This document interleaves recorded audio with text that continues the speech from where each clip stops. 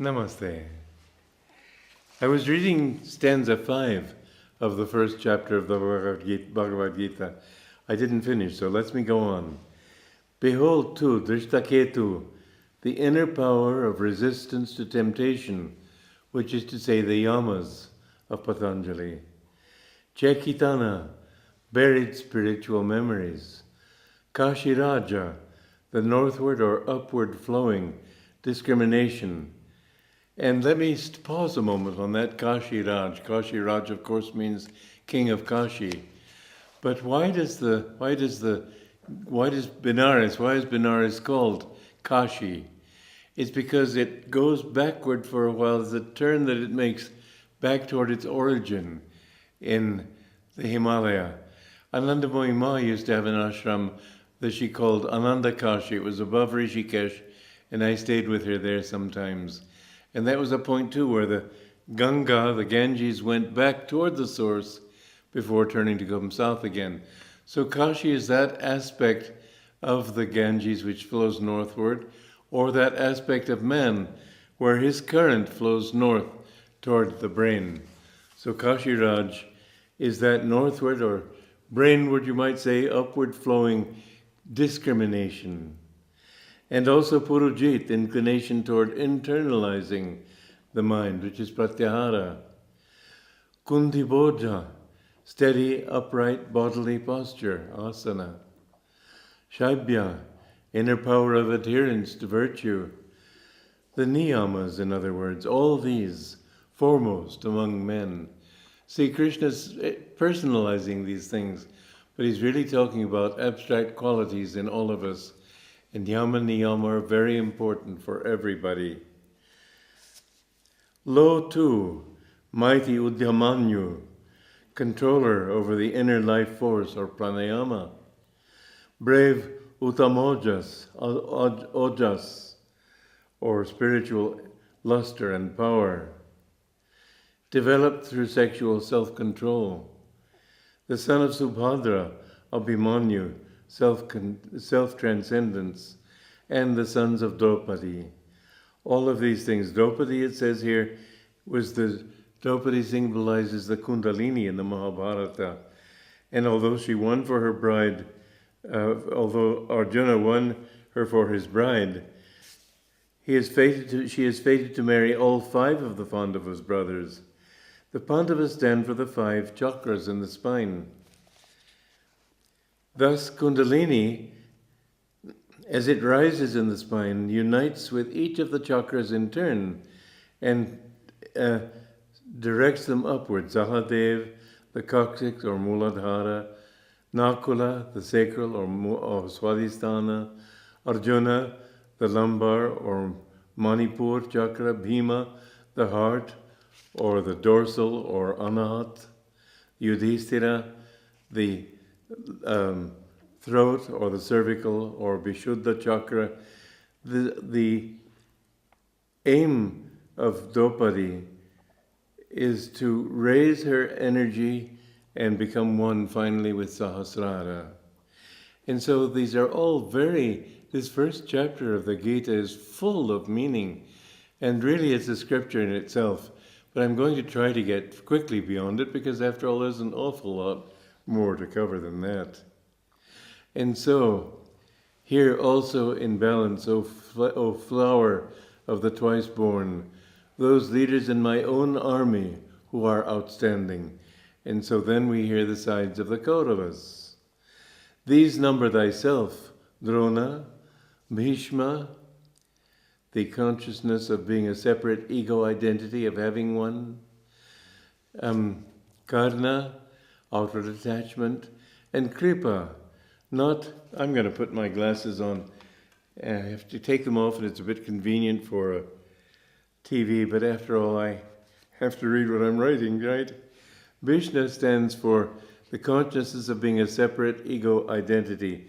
In the story, Bhishma has the power to die only when he himself so wills it. Thus, although at the end of the war he lies on the battlefield riddled with arrows, he delivers a final inspiring sermon on the duties of kinship. The power he has been given signifies that the consciousness of possessing separate ego identity can only be relinquished willingly into infinite oneness by the ego himself, or by the ego itself. God can't take that away from you. You have the free will to give yourself to him or to hold on to yourself. That's all the free will you really have. And Karna, half-brother to Arjuna, and for the reason that outward attachment needs only to be directed inwardly to become fiery self-control. That's a fascinating thing here. Kripa, not in this case mercy or divine grace as we know it in Hindi, and it is usually understood, but personal as opposed to cosmic delusion. Ashwatthama, attraction, likes, vikarna, repulsion or dislikes. The son of Somadatta, Bhurishravas, the impulse toward outward material activity. And Jayadratha, bondage to continued separate existence, not included in every version of the Gita, but subtly distinct from outward attachment or karna. There's a very interesting thing about Ashwatthama. He is said to be Amar, deathless, said to live in the Himalayas now. Ashwatthama, the son of Drona, or habits or past samskars, figures prominently in 2 episodes of the Mahabharata. In the first of them, Yudhishthira, divine calmness, resorts to a trick in order to win against unbeatable Drona. He disheartens Drona by feigning that Drona's son, Ashwatthama, is dead. The story suggests a stratagem by which a calm mind can win against bad habits, by affirming the non-existence of, or one's freedom from, attraction, though the roots of that attraction may not yet be extirpated or uprooted from the subconscious. In the second episode, after the war of Kurukshetra, Ashwatthama, stealing out into the night, slays what remain of the Pandava heroes. He is cursed, therefore, to become Amar, or deathless. It's very interesting here. Indeed, attraction is the one negative quality that never changes its intrinsic nature. Other champions of evil, all the sides of the Kauravas and all the warriors on that side, they are transmuted. Anger becomes calmness, avarice becomes self-sufficiency, lust is transmuted to self-absorption in the infinite. Attraction alone remains everlastingly itself, rasha, supremely relishable bliss. And so this is the essence of God's consciousness. We don't lose the power of attraction. We transmute it, but it remains attraction. If you have a desire for something in the world, Master used the illustration of stale cheese. Somebody said to somebody who liked stale cheese, "Oh, but this is much better. Oh, I'm used to my stale cheese. Just try this, you'll see." And he tastes this fresh cheese and he says, "Oh, that other was no good." And so he said, if you want to overcome attachment to delusion, find something that's opposite that attracts you more. Bliss is much more pleasurable than pleasure. Kindness is much more pleasurable than unkindness or cruelty. And on down the list, everything that attracts you about Maya, if you look for its opposite attractive quality, you transform that attraction into an eternal quality. You don't lose the attraction. God becomes for you supremely relishable. And therefore that one quality, Ashwatthama in you, is Amar. It never dies. You always feel yourself completely attracted to divine bliss. And then he goes on to say, and numerous others, heroes well trained for battle and armed with many weapons, all of them ready to lay down their lives for my sake in defense of egoic material desires. The Mahabharata lists among these warriors the 6 main faults of the human ego: kama, lust; krodha, anger; lobha, greed or avarice; moha, mental darkness and confusion; mada, pride; Matsyarya, envy. Mind you, my Hindi is not perfect. If I make mistakes in the pronunciation, please forgive me. But this is they're all these negative sides, they're all eager to lay down their lives to defend this one king, material desire. And this is the great struggle. All your negative qualities, they're all to defend that part of you which wants matter, which wants to go downward toward absorption in matter, which in the dog becomes the tail, which takes you downward toward where you came from and away from where you want to go.